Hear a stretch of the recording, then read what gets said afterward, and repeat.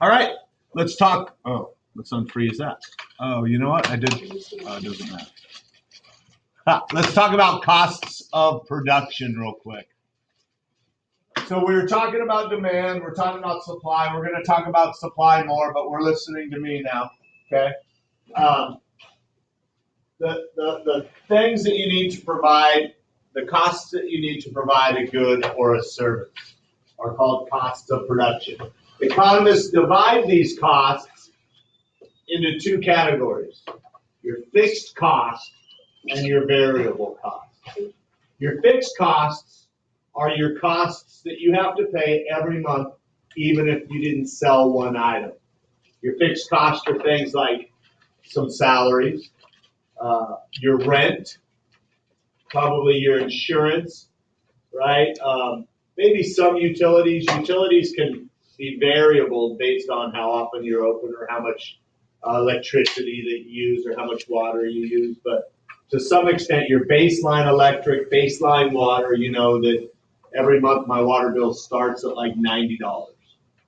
Like that's where it starts, and then it goes up based on how much water I use. So that 90 part would be fixed, right? I use it. I have to pay that every month, even if I don't use a drop of water. Julia, what do we got going on? But on your phone is the book, or is what? Listen and then you do that. Yeah, give me just a second. So fixed cost rent, purchase of machinery, any machines I have for providing that good or service. What would be who can give me an example of a fixed cost on a farm? Anyone? Anyone? What's something that if I live on a farm, I have to pay every month no matter what?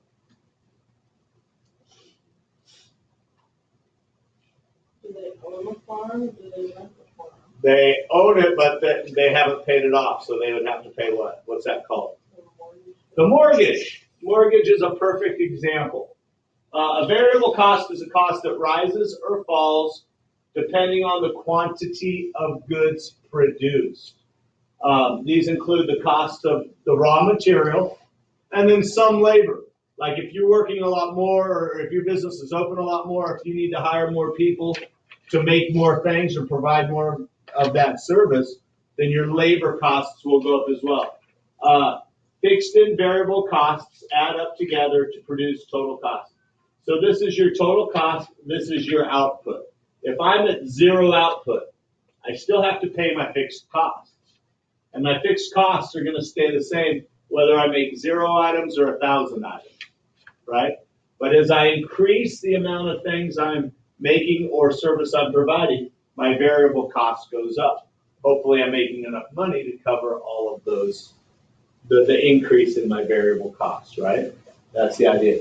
Businesses can increase output by hiring more workers or purchasing more machinery. The change in output from adding one more worker is called your marginal product of labor. So if I have one employee and he can make 4 widgets, we'll say, just a made up thing, okay? He can make 4 widgets in a day. But I hire a second worker and now together they can make 9 widgets in a day, okay? That's my increase, my marginal product of labor is 5 widgets. I can make 5 more widgets with another person. Okay, that's my marginal product, what I'm creating with one more person. Often adding one new worker will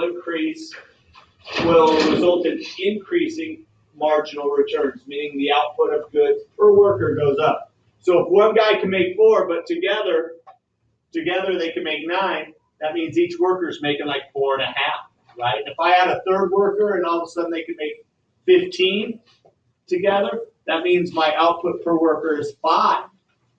Okay, that's good. That's a good thing. This happens because adding more workers may allow people to specialize or fully use all of the machinery or tools to increase marginal. Don't worry about it. At some point, adding new workers may no longer increase output per worker, and the business will experience diminishing marginal returns. So I went with 1 person, you made 4. 2 people, you made 9. 3 people, you made 15. If I added a 4th person and together all 4 of them only make 16, yes, the amount they make goes up, but now I'm back to 4 widgets per worker instead of 5 widgets, right? That can happen. Workers may need to wait to use a tool or a machine. As more workers are added, they may get in each other's way.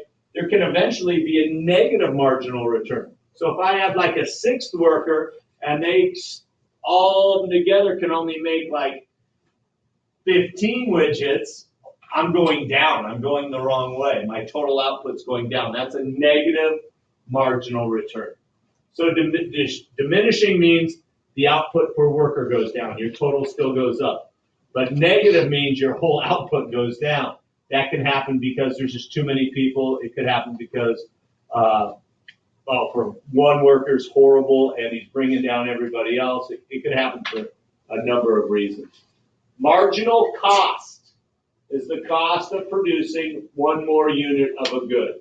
So if I go from 4 widgets to 5 widgets, how much is that going to cost me? Per raw material, per worker, per everything, okay? How much more money, if I sell that extra unit, will my company make? And that's where I have to balance, right? That's where I have to figure out if it's worth making that next unit. If it's not, if it's going to cost me more money than I'm going to bring in, probably not going to do it. But if I'm going to make more money per unit by selling more, then it's a great thing. When marginal cost is less than marginal revenue, when my cost is less than the money I'm going to bring in, a producer wants to increase output because they're going to make more money on the next unit. But if marginal cost is more than marginal revenue, I don't want to do it. I want to reduce my output, right? I don't want to, because I'm going to lose money on the next unit, on the next thing produced. Things you look at, things people look at. Whether you run a restaurant, how many hours should I be having? How many employees should I be having during a shift? Right? If I hire another employee, is everything going to run smoother? I can serve more customers, or do I have too many people just standing around? Right? So it's not just about items, but it's in the service industry as well. All right, take about 10 minutes and work on some Cornell notes, and we'll get ready for the next one, and then we'll take the quiz. The check. We don't do quizzes. All right, again, everybody, make sure your phones are academic.